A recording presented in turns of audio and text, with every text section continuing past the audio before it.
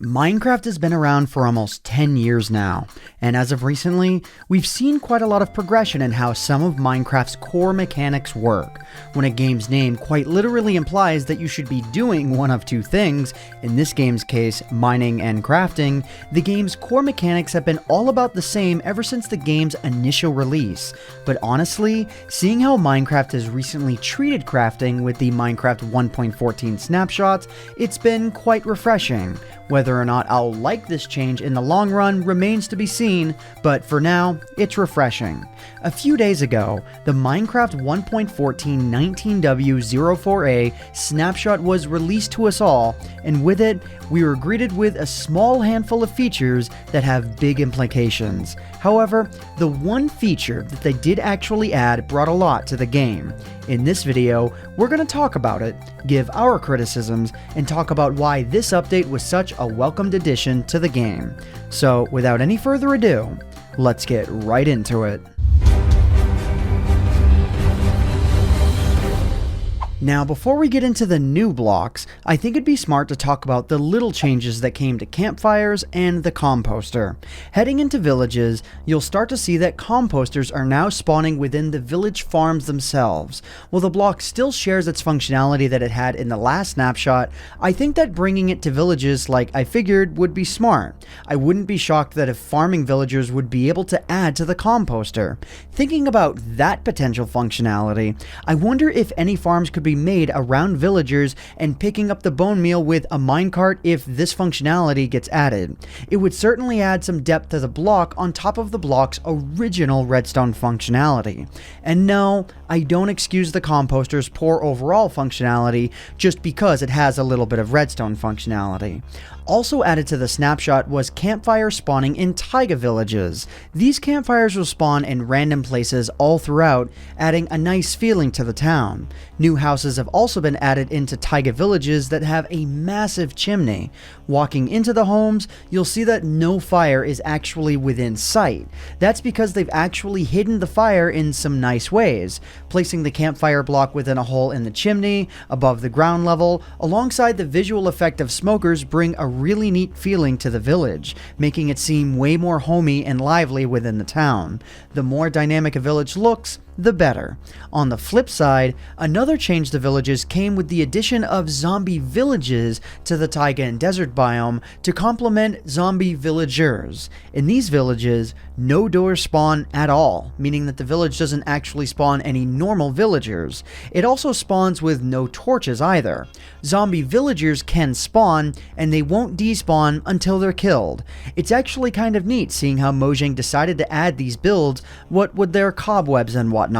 It makes it seem super isolated and run down, which is a pretty neat feeling amongst the very lively villages that surround them. Mossy cobblestone is also pretty apparent, only adding to this feeling. With everything that Mojang has done recently, they should really be given props for their design choices. And now, the important part of this video. In my last review of Minecraft's previous latest snapshot, I heavily criticized the recent composter, saying that I basically disagreed with everything that the block had other than its added redstone functionality. I just wasn't a fan of the way that the concept was treated. But with the stone cutter, which did gain its functionality with the snapshot, oh, it's an entirely different story. Being crafted with 3 stone blocks and 1 iron ingot, the stone cutter adds a lot of functionality to Minecraft. If you're a player who likes to create extremely intricate builds, even for veterans of early Minecraft, remembering which recipes make specifically which pattern blocks can honestly be kind of a pain. To put it simply, Mojang hasn't been very kind to those of you who are trying to remember the recipes off the top of their head. Originally, the stonecutter was added to the Pocket Edition of the game way back in 2013 and was discontinued as an item in that variant of the game in late 2015. For Java Edition and Bedrock Edition players, the block has been kind of long awaited for its return. At its core, the block is fairly simple, making stairs, slabs, bricks, walls, and other variations of blocks. The block supports a large range of items such as all of the types of stone and polished stone, sandstone, brick, nether quartz, quartz, prismarine, endstone bricks, and more. Its nicest addition is that the block has a direct output of what you put in. 1 block equals 1 block, as opposed to crafting recipes like, for example, stairs, which use 6 blocks where you only get 4 of them back.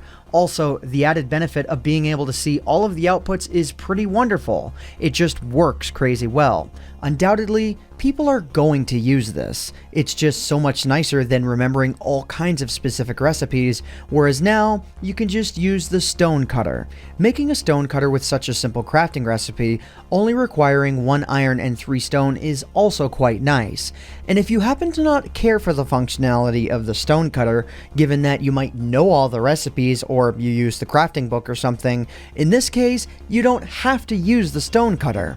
It's just a new option with the added benefit of a perfect exchange rate for blocks. Knowing that this item is going to be in the game, we're all going to be able to more easily add to our builds without feeling like we're throwing blocks away into the void. Remember when 6 wooden planks only yielded a single door? However, that's not to say that I don't have any ideas for this block though. Okay, I want to be as clear as I possibly can be. I do rather like this block. These upcoming suggestions are not needs for the block, but rather things that I want to see.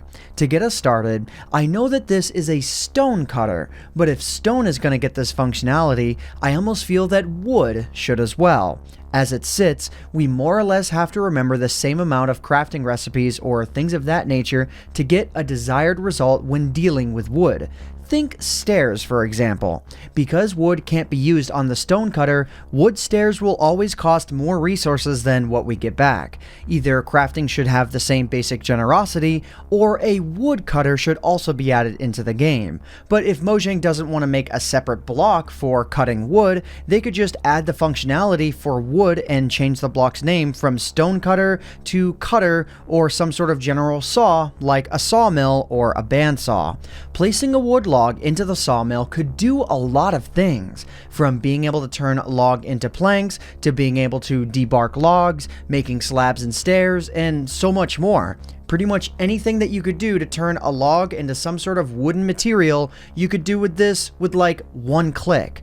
I could even see the cutter allowing you to skip having to turn your wooden logs into planks in order to even make the more complex wooden blocks within the tree of possibilities that a wooden log has. For a block like the stone cutter, this would just make a lot of sense. And also, this is a random note, but one that I thought was interesting enough. When I made stone stairs using the stone cutter, one of the first ideas that I had was being able to put the stair block that I just made back into the stone cutter to then cut it up again. What was I hoping would happen? I was hoping to have the opportunity to then recut the stairs into a slab. It's a stone cutter. I mean, sure, in this case, you might actually lose a little bit of material by cutting the stairs into slabs, but it would be a really nice extra piece of functionality. But again, these are wants, not needs. I think the block is great. I get the benefit of having the stone cutter and having to make one to reap its benefits, but a crafting bench should probably also offer the same 1 block equals 1 block functionality that the stone cutter currently has. That's my only real criticism, considering the block is so cheap to make and isn't something comparable to the glamour of, say, an enchanting table. 9 out of 10 block, easily. So here's a question. Are we almost there? And by there, I mean 1.14. Seeing blocks slowly gain their functionality week after week, I would argue that yes, we are almost there. Seeing how villagers don't fully have their new schedules and personalities though, then I'm not so sure. I don't think the release is next week or even in February. Changing the trading system is going to be crazy. And on top of that, pillagers still have a few glitches that need worked out along with the villages themselves. I mean, look at this overhang, and look at this overhang, and this overhang. Plus, seeing how Mojang just keeps adding things like the composter and all of these blocks, I'm genuinely not even sure how close we are to the actual 1.14 release. If they wanted to, they could just keep adding and adding and adding to their heart's content, or they could drop the first pre-release on our heads tomorrow. That's not to say we wouldn't go through 10 pre-releases though, but it's just the idea that everything is truly up in the air right now. If the official release continues to get pushed back because of Mojang's desire to keep adding functionality, I'd argue that we should probably let them add that functionality. 1.13 was amazing, and we knew what to expect. 1.14 has kind of been a little bit of a wild ride. We still have Foxes to wait for and so much more, so this will definitely be interesting to watch. If I'd have to give my real thoughts though, I'd argue that we are currently closer to 1.14's release than not. If we're lucky, we might just see the release of 1.14 come in March. And from there, the waiting game begins once again, but we'll just have to wait and see. So what do you think of the Stonecutter? And when do you think that we'll see Minecraft 1.14's release? Let me know in the comments section down below. But other than that, that just about does it for me for now. If you guys enjoyed this video, please consider leaving a like on it, because it would really help out myself and Michael McChill, who co-wrote and edited this video, the channel and the video quite a lot. But anyways guys, I hope you all enjoyed. My name is Ant Venom, and I bid you all farewell. Thanks so much for watching.